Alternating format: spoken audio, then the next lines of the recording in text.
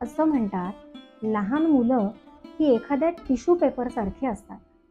जे काही त्यांच्या समोर येतं ते ते लगेच टिपतात. असाच काहीसा अनुभव मला मागच्या आठवड्यात आला. तो अनुभव आधी शेअर करते आणि मग आपण आजच्या भागाकडे वळूया. तर झालं असं, मागच्या एपिसोडमध्ये आपण डिस्कस केलं होतं पर्याय आणि त्याचे परिणाम, म्हणजेच choice comes with a price. तर झालं असं, फ्रायडेला मला माझ्या मैत्रिणीचा फोन आला. ती म्हणाली की choice comes with a price ह्या तुझ्या एपिसोडसाठी तुला एक छान फीडबॅक द्यायचा आहे. मला ऑब्व्हियसली ऐकून आनंद झाला. मी तिला म्हणलं, सांग की. तर ती म्हणाली, फीडबॅक माझा नाही आहे, माझ्या मुलाचा आहे. तर झालं असं, तिचा मुलगा शाळेतनं घरी परत आला आणि ऑब्व्हियसली शाळेत काय काय झालं ते तो सगळं त्याच्या आईला सांगत होता की टीचरनी हे काम दिलं, आम्ही असं केलं, आज हे झालं, आज ते झालं. आणि त्याचबरोबर त्याच्या क्लासमधली जी काही मुलं होती ती त्याच्याशी कसं वागतात, कसं बोलतात, हेही अनवधानाने तो सांगत होता. माझ्या मैत्रिणीच्या मनात आलं की अरे बापरे, हे तर सगळं कंपॅरिझन किंवा जेलसी याकडे जातंय. पण ती तिच्या मुलाला काहीच बोलली नाही. पण मुलगा स्वतःहून तिला म्हणाला, कसं आहे आई, मी शाळेत सगळा अभ्यासही छान करतो आणि एक्स्ट्रा करिक्युलर ॲक्टिव्हिटीजमध्ये पण पार्टिसिपेट करतो. म्हणजे काय, हे सगळे माझे चॉईसेस आहेत. मग जे काही मी हे चॉईसेस निवडतो त्याप्रमाणे मला प्राइसेस मिळतात. त्यामुळे कोण काय बोलतंय हे काही माझ्यासाठी मॅटर करत नाही. ज्याचा जसा चॉईस त्याची तशी प्राइस. आणि तिच्या मनात येणारे सगळं वादळ अचानक शांत झालं.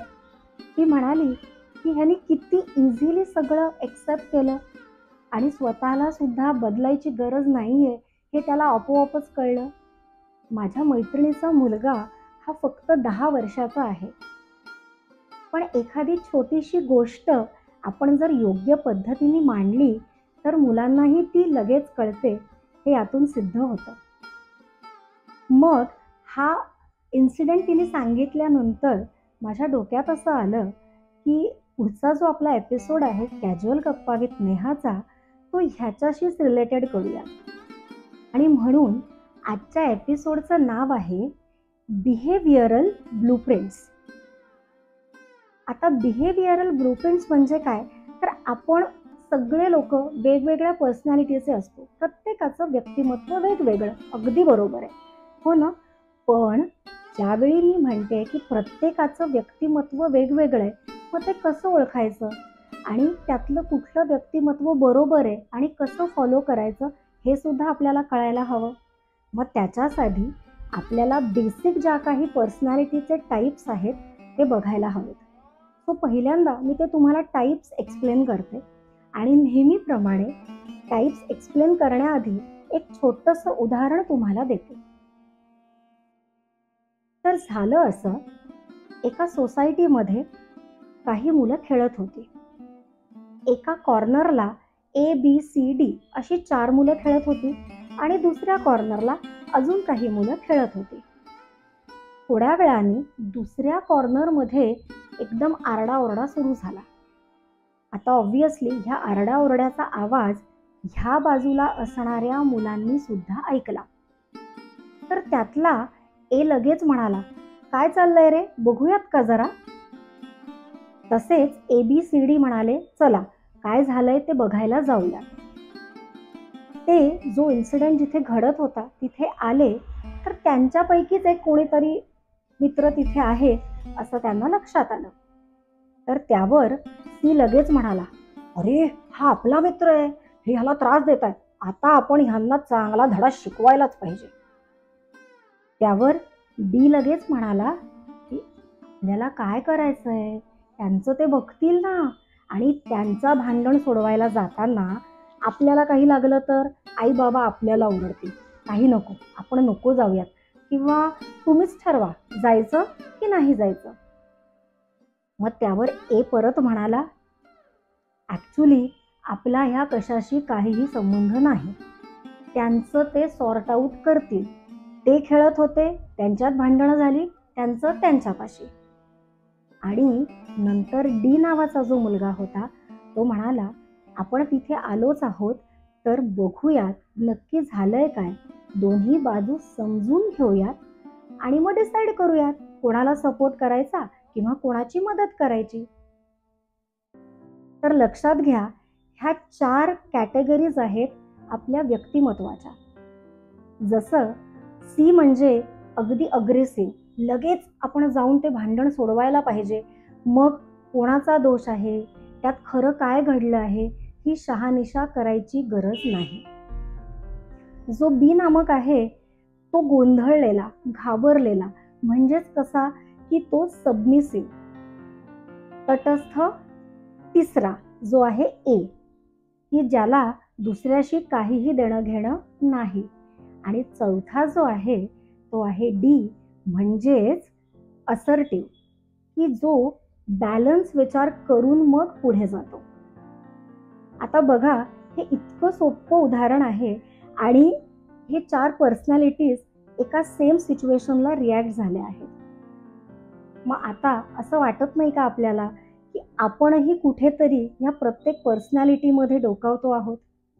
हे आपलं आपल्याला समजून घ्यायचंय की आपली पर्सनॅलिटी कशी आहे. मग त्याच्यासाठी काही सोप्या गोष्टी आहेत. आपण आपल्या बहीण भावंडांशी वागताना, नातेवाईकांशी वागताना, टीचर्सशी वागताना, पेरेंट्सशी वागताना कसे वागतो आहोत. आपण असर्टिव्ह आहोत, पॅसिव्ह आहोत की अग्रेसिव्ह आहोत की सबमिसिव्ह आहोत, हे आपल्याला फाइंड आउट करायचं असतं आणि त्यानुसार आपल्याला आपली जडणघडण पुढे न्यायची असते. आता तसं बघितलं तर 4ही प्रकार, 4 पर्सनॅलिटी जरी सांगत असल्या तरी सुद्धा सबमिसिव्ह, अग्रेसिव्ह आणि पॅसिव्ह ह्या ज्या पर्सनॅलिटीज आहेत ह्या काही अंशी, काही प्रसंगांसाठी त्रासदायक ठरू शकतात. पण एखादा व्यक्ती हा जर असर्टिव्ह असेल तर ऑब्व्हियसली तो विचार करताना खूप बॅलन्स विचार करतो, दोन्ही बाजू समजून घेतो आणि मग पुढे जातो. तो आपल्याला जर एखादं व्यक्तिमत्व अंगी बाणायचं असेल तर ते आहे असर्टिव्ह व्यक्तिमत्व.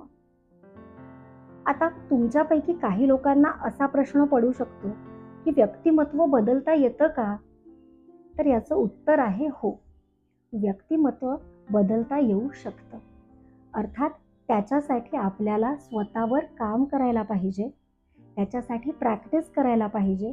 ज्यावेळी अशा वेगवेगळ्या सिच्युएशन्स आपल्या पुढे येतात त्यावेळी डी नावाचा जो मुलगा आहे त्यांनी कसा बरं विचार केला असता हे आपल्याला अंगी बाणून हा विचार करून जर आपण वागलो तर कदाचित आपल्याला असर्टिव्ह पर्सनॅलिटी स्वतःमध्ये बाणवता येईल.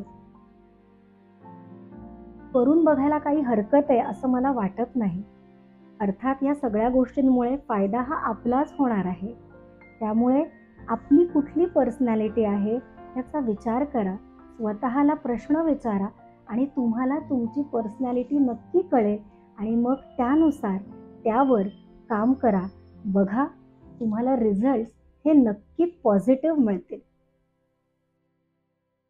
आता मागचा जो आपला भाग झाला त्यावर मला पर्सनल अनेक लोकांच्या कमेंट्स आल्या किंवा काही प्रश्न आले.